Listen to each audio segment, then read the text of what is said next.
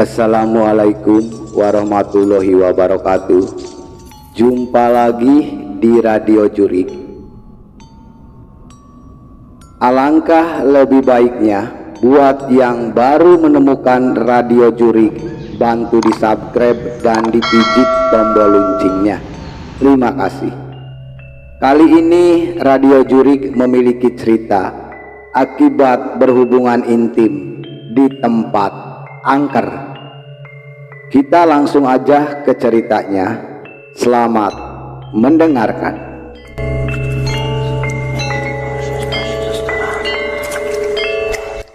Kisah mistis ini dialami sepasang kekasih di daerah Garut, Jawa Barat. Gara-gara berhubungan intim di bawah pohon beringin yang angker, sang pacar mendadak hamil besar. Janin genderuwo ada di dalam kandungannya. Sudah 1 tahun lebih aku menjalin cinta dengan inisial, kita sebut saja Rangga. Sejujurnya, meski jalinan cinta kami dari hari ke hari kian akrab dan sangat mesra, tapi kami masih bisa menjaga diri, tidak tergoda untuk melakukan hubungan seks di luar batas. Hanya sebatas peluk dan cium biasa yang sopan. Kami memutuskan biarlah yang satu itu sebagai kado spesial nanti jika kami sudah menikah. Ya, begitu aku dan Rangga pernah bersepakat. Namun pada suatu hari, kesepakatan yang selalu kami jaga itu akhirnya jebol juga. Kami bukan hanya tergoda hingga berani melakukan hubungan seks seperti layaknya suami istri, tapi juga telah membuatku hamil besar mendadak yang amat aneh dengan mengerikan. Kejadian aneh ini berawal ketika hari itu Rangga sengaja datang ke tempat kerjaanku. Maksudnya selain untuk menjemputku pulang, juga mengajakku makan malam di saung Pani Isan, di sebuah restoran dengan suasana alam pegunungan yang terletak di daerah selatan Kabupaten Garut. Jarak dari pusat kota ke restoran itu kurang lebih 12 km. Jalan aspal menuju ke restoran itu tidak begitu ramai, tapi syarat dengan panorama alam gunungnya yang hijau oleh hamparan kebun teh. Hari ini aku dapat bonus lumayan dari kantor. Aku mau ngajak kamu makan malam di restoran itu, ucap Rangga sambil tersenyum. Laki-laki berusia 28 tahun yang bekerja di sebuah bank swasta itu lalu menuntunku masuk ke dalam mobil. Oke, makasih banget, tapi awas, kalau pulangnya sampai kemalaman, pelototku bercanda. Rangga hanya tersenyum mendengar candaku itu. Namun dalam perjalanan kami yang romantis itu kemudian terganggu oleh cuaca alam yang tidak bersahabat. Di tengah perjalanan tiba-tiba hujan turun begitu deras.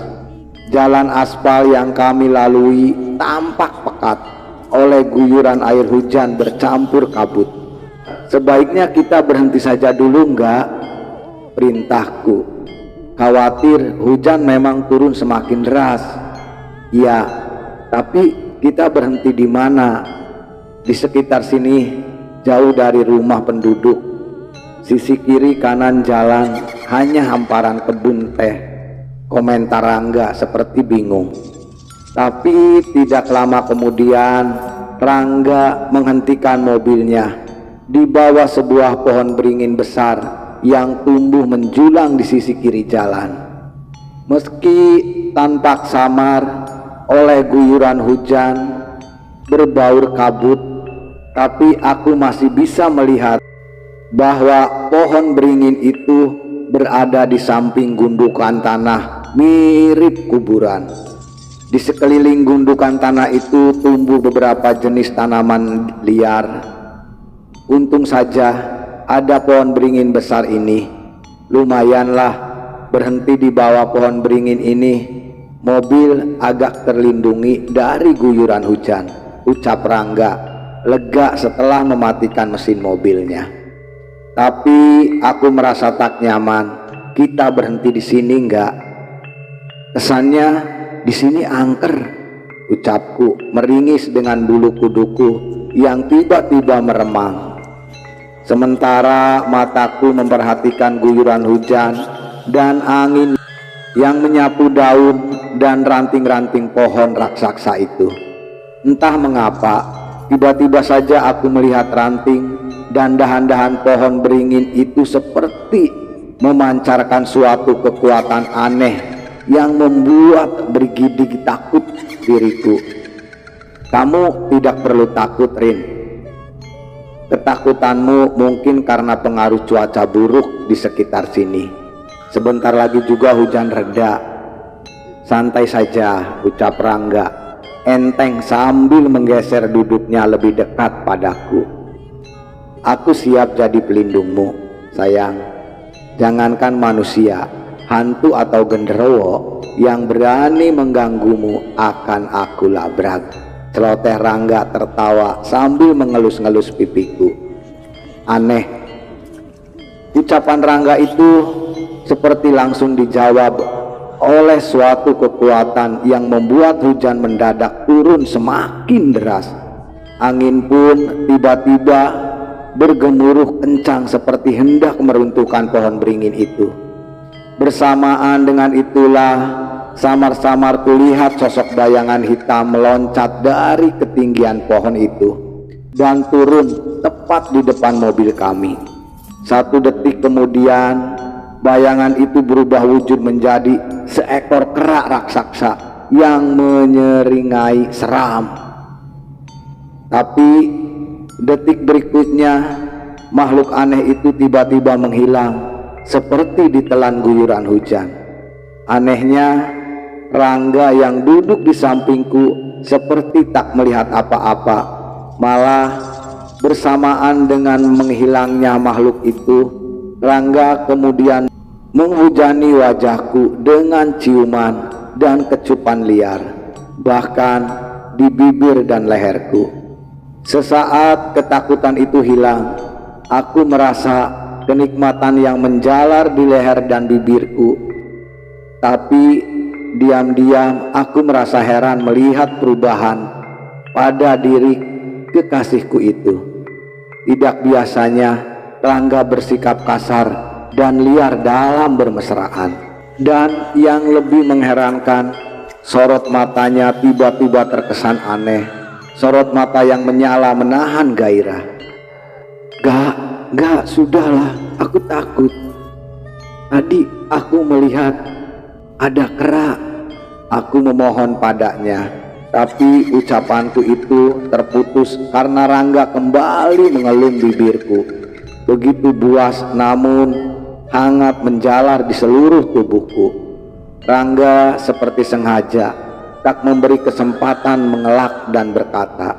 Bahkan pelukan, ciuman, dan rabaannya lebih nakal dan berani ingin rasanya aku meronta dan memprotes ulah nakal laki-laki yang sangat kucintai itu. Tapi aku sungguh tergoda oleh cumbuan yang gila itu. Yang kulakukan malah membalas dan melayani setiap gerak permainan cintanya. Kami pun kemudian hanyut dalam permainan cinta yang panas gairah. Suara guyuran hujan dan angin makin membuat kami lupa diri. Akhirnya di jok mobil belakang kami lalu memutuskan hasrat seks itu dengan tubuh setengah telanjang dan posisi setengah rebahan. Ketika hujan mulai reda, kami masih terkapar kelelahan merasakan sisa-sisa kenikmatan yang baru saja kami lewati. Ya, kesepakatan kami untuk tidak melakukan hubungan seks di luar nikah itu akhirnya jebol juga. Karena hari sudah mulai maghrib, kami membatalkan rencana makan malam di restoran Saung Pani Isan. Kami lalu memutuskan untuk pulang. Besoknya keanehan itu terjadi ketika menggeliat bangun dari tidur. Aku merasakan sesuatu membebani perutku, dan betapa terkejutnya aku manakala kulihat perutku tiba-tiba bergelembung sangat besar seperti hamil 9 bulan. Sesaat aku merasakan seperti tengah bermimpi, tapi ketika dengan gemetar tanganku merasakan rabaan dan elusan di perutku, aku jadi sadar bahwa aku tidak bermimpi. Tidak. Tak sadar aku menjerit-jerit saking takut dan terkejutnya. Sekujur tubuhku mendadak berasa lemas, kepalaku terasa pening dan tatapanku berkunang-kunang. Bersamaan dengan itu, samar-samar kulihat ayah dan ibuku berhamburan masuk ke kamarku. "Ada apa, Rini? Ada apa?" tanya ayah dan ibuku, serempak dengan wajah panik dan heran. Namun sebelum aku bisa menceritakan apa yang telah terjadi pada perutku, tatapan mataku tiba-tiba mengelam gelap dan akhirnya aku tidak sadarkan diri. Ketika sadar, aku sudah berada di sebuah kamar berbilik bambu. Di manakah aku? Pikirku menerawang heran sambil mengingat-ingat apa yang telah terjadi pada diriku. Ketika aku mencoba bangkit dari terbaring, tiba-tiba aku merasakan lagi suatu membebani perutku. Refleks tanganku ini meraba-raba perutku, dan betapa terkejutnya aku manakala tahu bahwa perutku masih bergelembung besar seperti hamil 9 bulan. Aku pun kembali menjerit-jerit saking takut dan terkejutnya. Aneh, heran, bingung, kesal, dan takut mendadak bersatu padu dalam dadaku. Tak lama kemudian, ayah dan ibuku masuk ke kamar, disusul seorang laki-laki tua berpakaian gamis putih. Dan di belakang laki-laki tua itu muncul sosok yang amat kukenal, yaitu pacarku yang bernama Rangga. Agaknya orang tuaku telah menghubungi Rangga dan menceritakan kejadian aneh yang telah menimpa diriku. Wajah kekasihku itu tampak pucat dan gelisah. "Syukurlah kamu sekarang sudah sadar, ini. Kamu pingsan cukup lama, hampir 24 jam lebih," ucap ibuku sambil menghampiri dan duduk di bibir tempat tidurku. Kami merasa heran dan panik melihat perutmu yang tiba-tiba membesar seperti itu. Kami lalu mengambil dokter untuk memeriksa perutmu. Dokter mengatakan bahwa perutmu sehat-sehat saja dan tidak ada kelainan ataupun pembengkakan di dalamnya. Tapi yang membuat kami terkejut heran, dokter lalu mengatakan bahwa kamu tengah hamil besar. Jelas ayahku dengan dahi berkerut dan berkali-kali menggeleng-gelengkan kepala seperti tak habis pikir dan kecewa. "Apa aku tengah hamil? Tidak mungkin. Orang hamil itu harus melalui proses 1 atau 2 bulan dan seterusnya. Mana ada yang hamil mendadak besar seperti ini." Tak sadar aku bersungut-sungut saking heran dan tak percaya mendengar penjelasan ayahku itu. "Tenanglah Rini, itulah sebabnya kami membawamu ke Tasikmalaya ini untuk konsultasi dan sekaligus minta pendapat dari Ajengan Sukma. Kami khawatir kamu kena teluh atau diganggu makhluk halus atau roh jahat," jelas ibuku.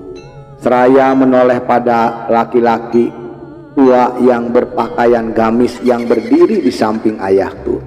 Neng Rini memang tengah hamil besar, tapi kehamilan Neng Rini ini tak wajar karena pengaruh jahat genderuwo. Makhluk halus jenis ini memang pada kesempatan tertentu bisa berbuat jahat, terlebih pada orang yang bicara sombong dan berani melakukan perbuatan tak senonoh di tempat angker di mana makhluk itu berada. Jelas Ajeng Sukma sambil menoleh ke arah Rangga. "Apa nak Rangga ini kekasihnya Neng Rini?" tanya dengan suara bijak sambil menatap Rangga. Iya, saya kekasih Rini. Bahkan bulan depan saya akan tunangan." "Memangnya kenapa Ajengan?"